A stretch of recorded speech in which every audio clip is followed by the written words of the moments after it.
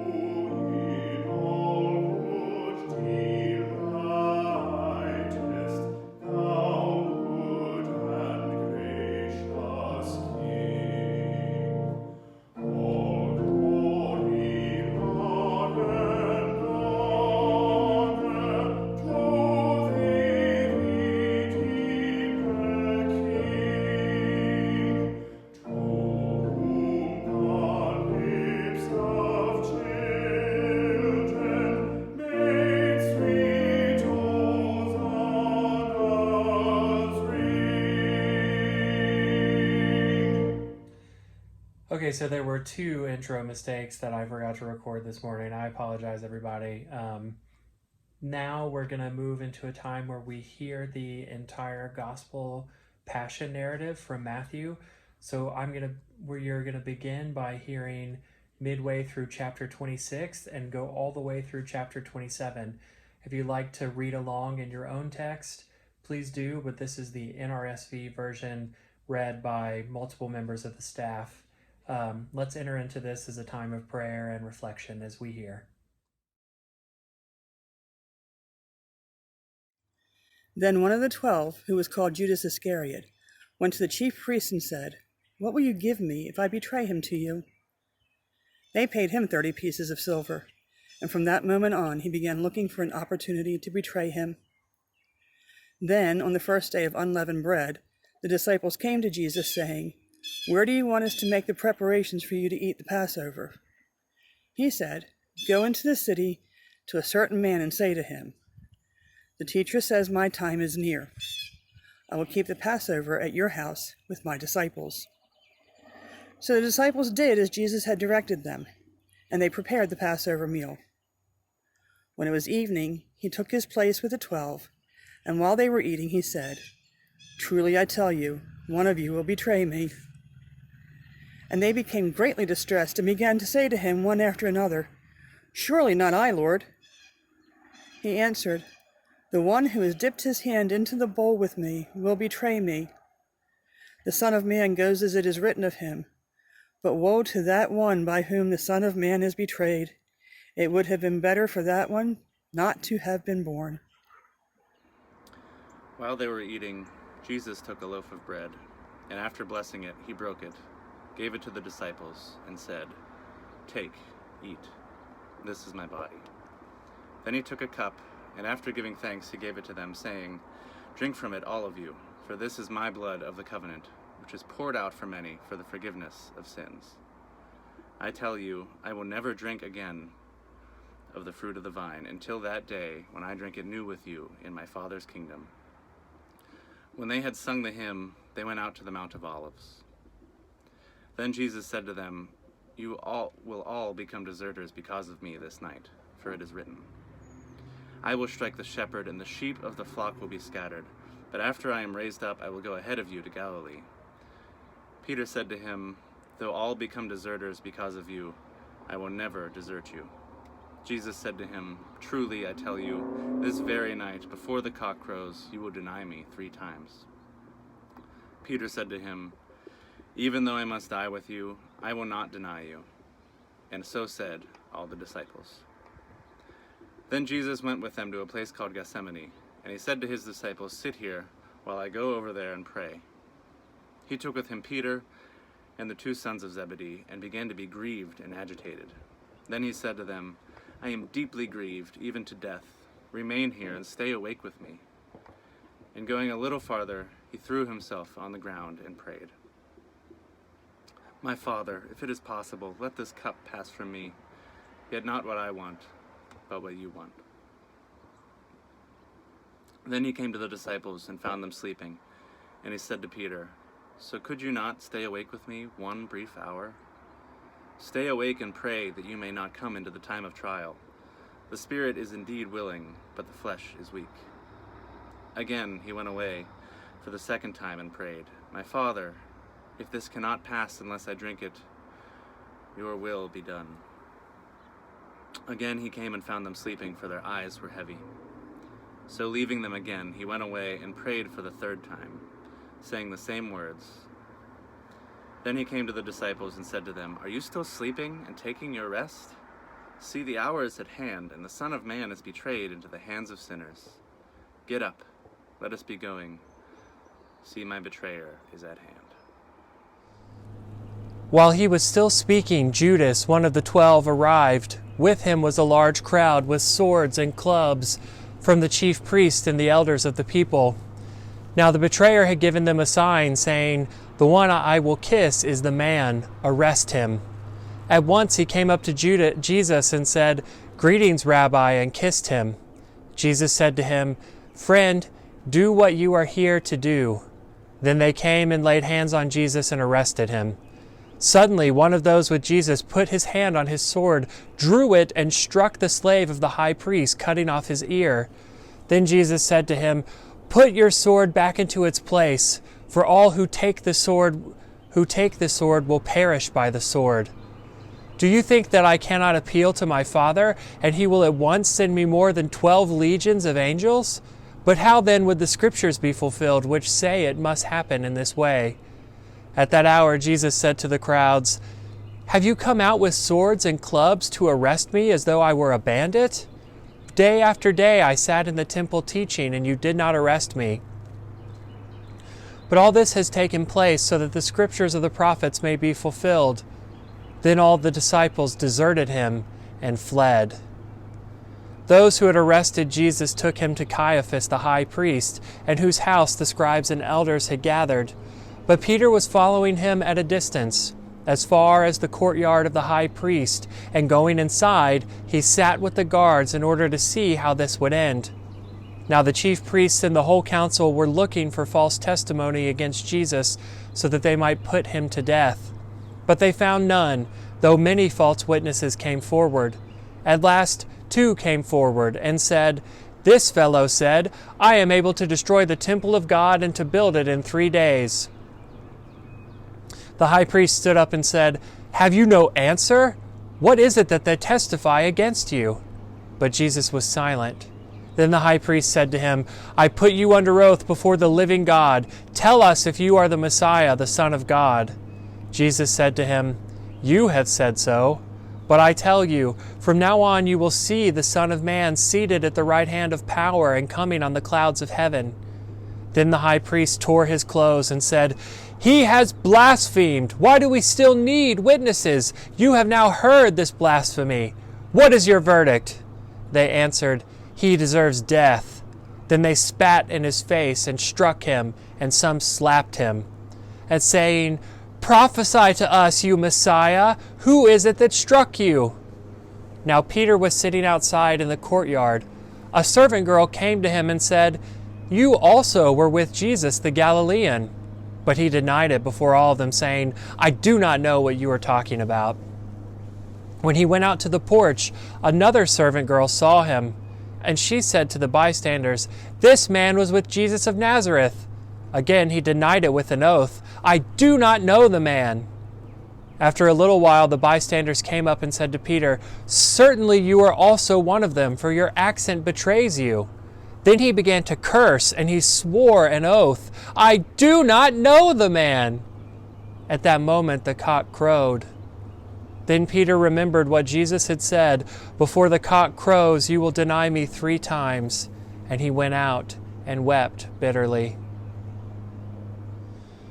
When morning came, all the chief priests and the elders of the people conferred together against Jesus in order to bring about his death. They bound him, led him away, and handed him over to Pilate the governor. When Judas, his betrayer, saw that Jesus was condemned, he repented and brought back the 30 pieces of silver to the chief priests and the elders. He said, "I have sinned by betraying innocent blood." But they said, "What is that to us? See to it yourself." Throwing down the pieces of silver in the temple, he departed, and he went and hanged himself.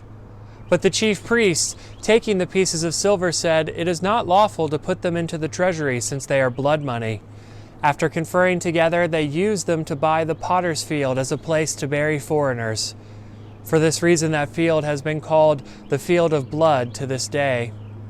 Then was fulfilled what had been spoken through the prophet Jeremiah, and they took the 30 pieces of silver, the price of the one on whom a price had been set, on whom some of the people of Israel had set a price. And they gave them for the potter's field, as the Lord commanded me. Now Jesus stood before the governor, and the governor asked him, "Are you the king of the Jews?" And Jesus said, "You say so." But when he was accused by the chief priests and elders, he did not answer. Then Pilate said to him, "Do you not hear how many accusations they make against you?" But he gave him no answer, not even to a single charge, so that the governor was greatly amazed.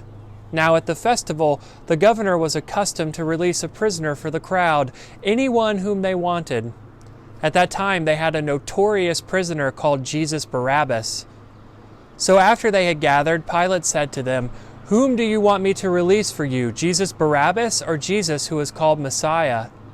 For he realized that it was out of jealousy that they had handed him over. While he was sitting on the judgment seat, his wife sent word to him, "Have nothing to do with that innocent man, for today I have suffered a great deal because of a dream about him." Now the chief priests and the elders persuaded the crowds to ask for Barabbas and to have Jesus killed.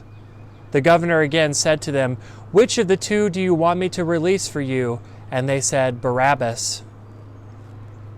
Pilate said to them, "Then what should I do with Jesus who is called the Messiah?" All of them said, "Let him be crucified." Then he asked, "Why? What evil has he done?" But they shouted all the more, "Let him be crucified!" So when Pilate saw that he could do nothing, but rather that a riot was beginning, he took some water and washed his hands before the crowd, saying,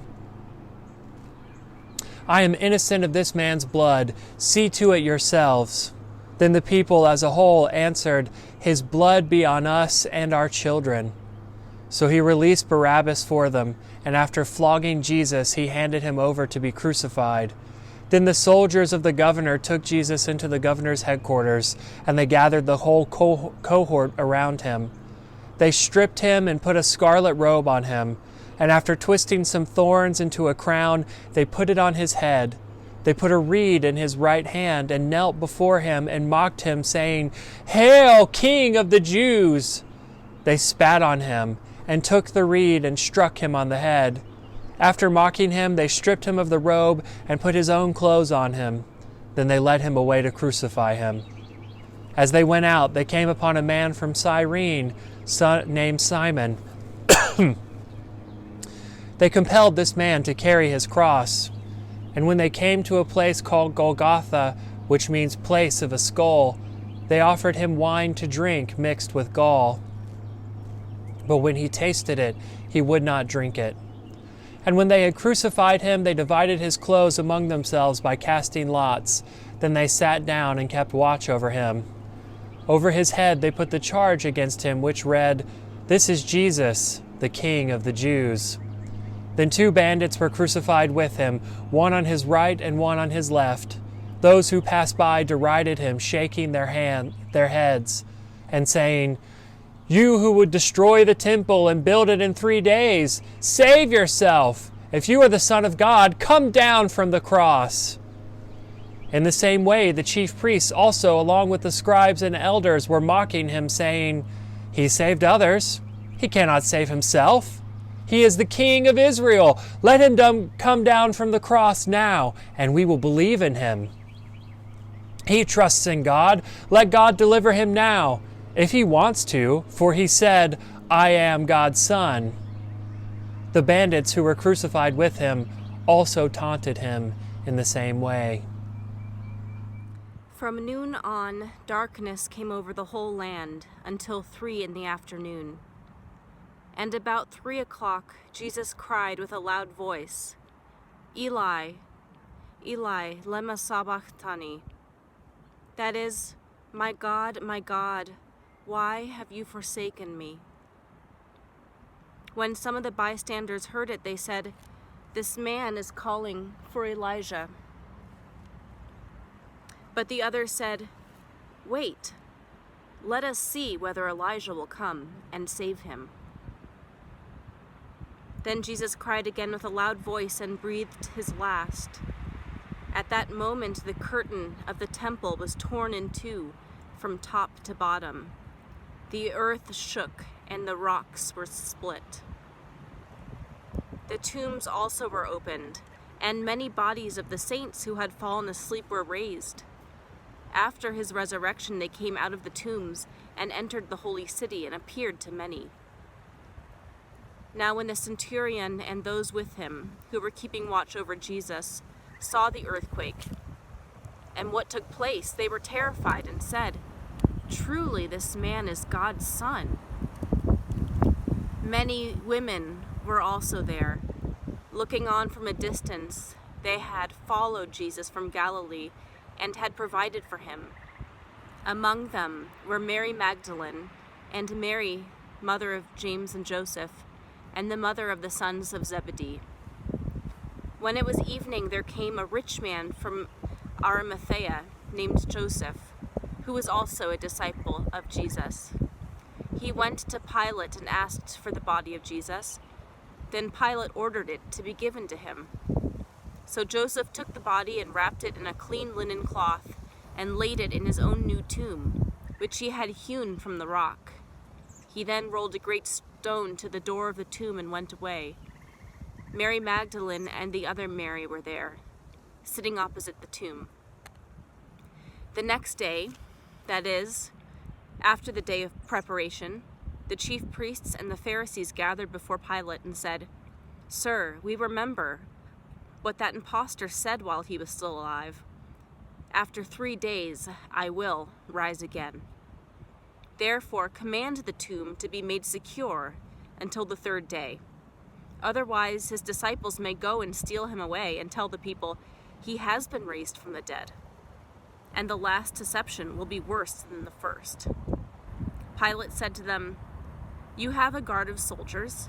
Go, make it as secure as you can." So they went with the guard and made the tomb secure by sealing the stone.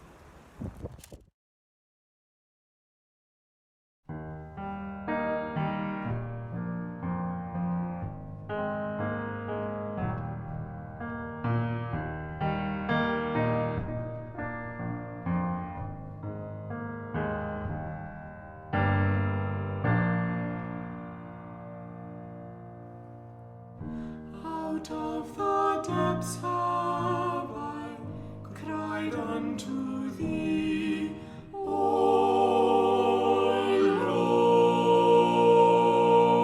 Lord. Lord, hear my voice, let thine ears be attentive to the voice of my supplications, to the voice of my supplications. If thou shouldest mark iniquities, O Lord, who shall stand? Who shall stand? There is forgiveness with thee, that thou mayst be feared.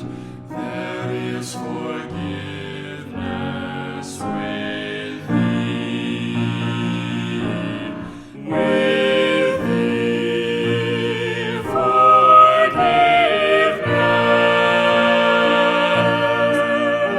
forgiveness. I wait for the Lord, my soul doth wait, and in his word do I hope. My soul it waiteth for the Lord, more than they that watch for the morning.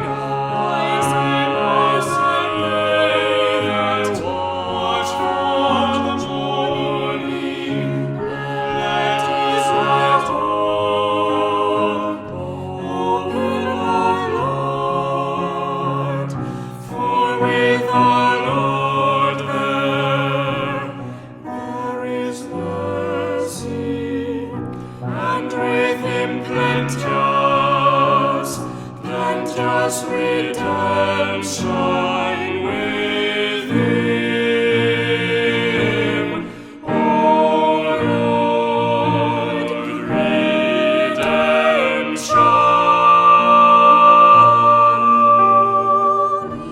And he shall redeem Israel from all his iniquities.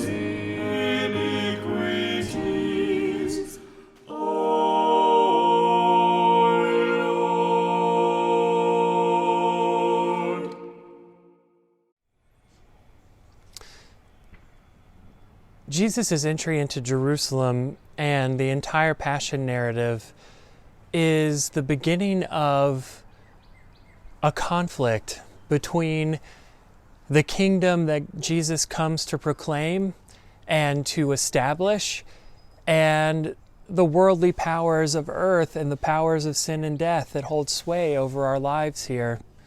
When Jesus enters Jerusalem, it's not an apolitical religious celebration. He's entering the city the same way that Caesar would, or the king of the Jews would. It is a declaration that he means to come in and be crowned. Now, ultimately, the paradox of his crowning that we see in the Gospels is that he's revealed as king from the cross. That at his greatest point of weakness, that is when the Gospels and our faith claim that Jesus is at his greatest power. That's where he does his salvific work to reconcile us to God. Now, if we see Holy Week, though, as some foregone conclusion that Jesus and God, Jesus as God and in the Trinity before time decided that this is how it would all play out and that these were the things that had to happen, then the crucifixion can take on a pretty barbaric theology. That the Father sent the Son down to punish Jesus in our stead. But really, all of that hinges on this assumption that we take far too often completely for granted, which is it had to happen this way. These exact events had to happen or else salvation wouldn't work.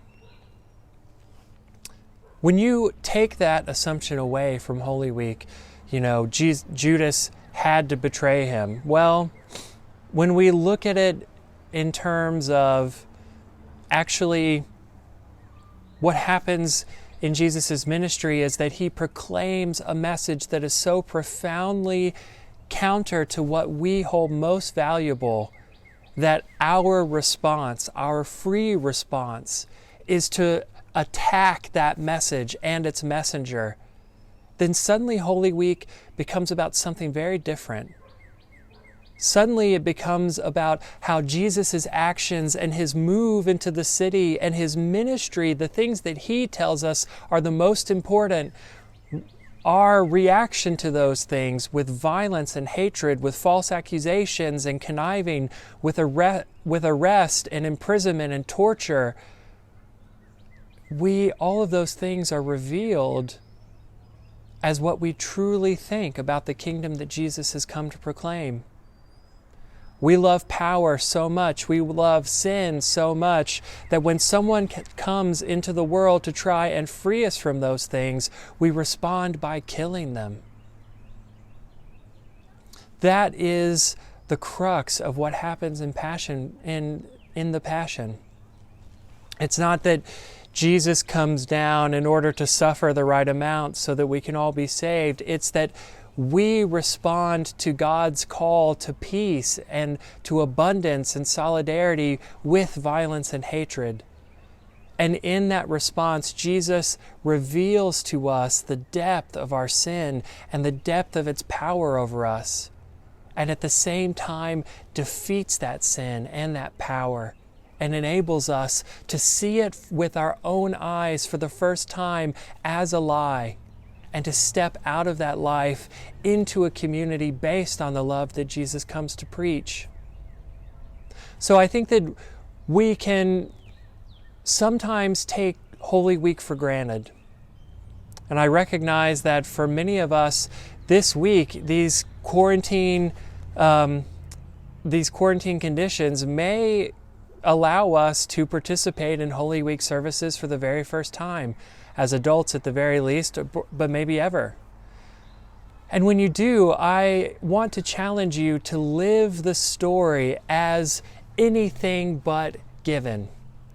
Feel the drama of Judas's betrayal on Maundy Thursday. Feel the pain of the women who followed Jesus to the cross as they see their Messiah, their teacher, their loved one die. Feel the fear and the anxiety of Peter as he sits in the courtyard, wanting to do everything to help Jesus, but also feeling this intense grip of self-preservation at the same time. We can see ourselves in each of these stories if we take them away from some sort of rote plan to a thing that Jesus is actively doing to try and release us from the powers that create these conditions. There's one last thing that I'll say today, because we have all week to dwell with these texts, and it's that I was struck in our reading this morning of the entire Passion narrative by the verse after Jesus' arrest, where it says, hang on one second.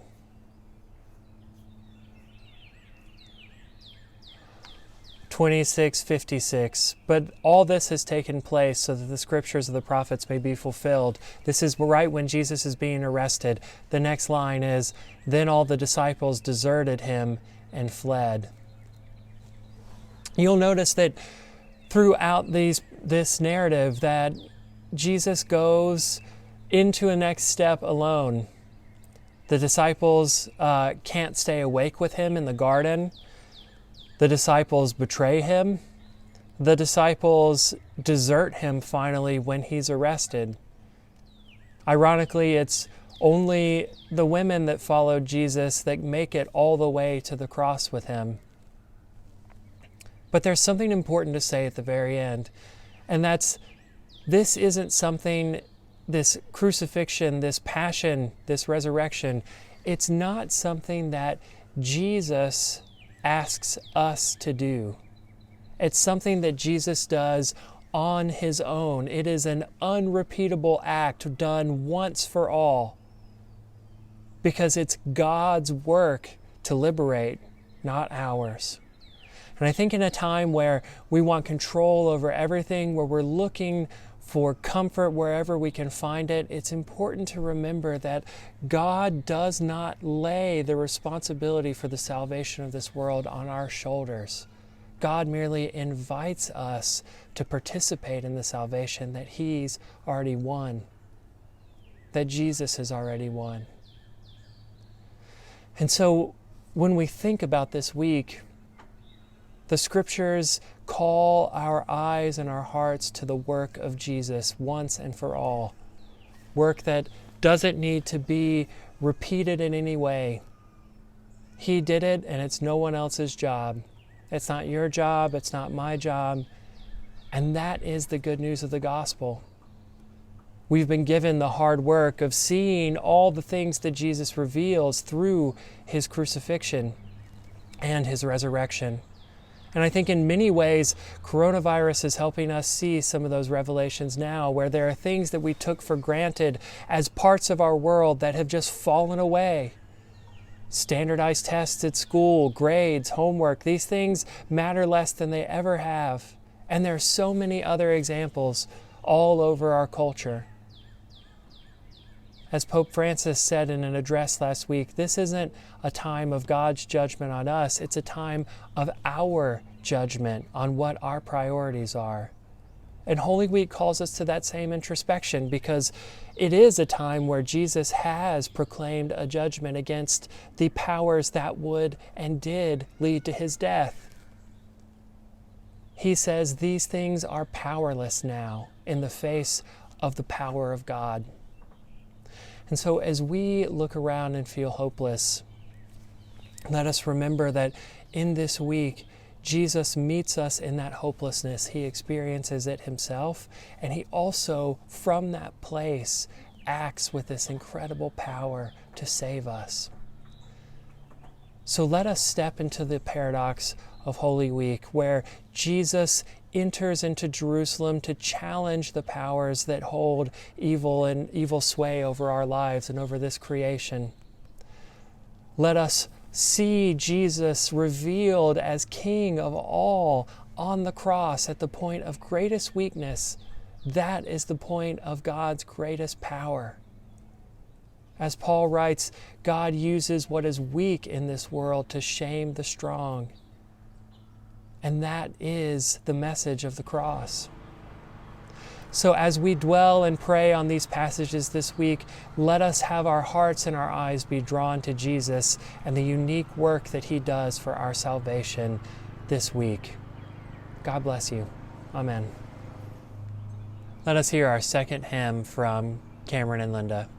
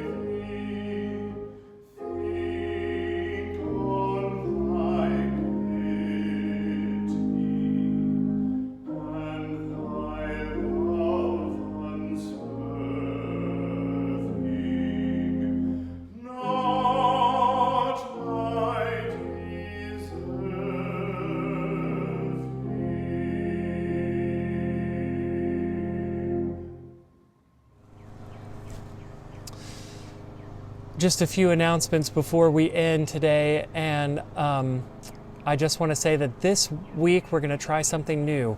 For Monday, Thursday, and Good Friday, we're going to have live services on Zoom, and that's going to be an adventure. It's going to be a unique experience. So if you need help figuring out how to do that, there will be more details throughout the week, but you can call the office and leave a voicemail, or you can email me or the office or Monica, and we will do, or Rosie, and we'll do everything we can to help make that an accessible service for you. And we'll continue to do what we've done for the last 3 weeks, and that's lean on the creativity of the Spirit to help us encounter God in new ways despite everything that's going on. So I really hope you'll join us Thursday and Friday at 7 p.m. for those services. Okay, everybody, have a great week.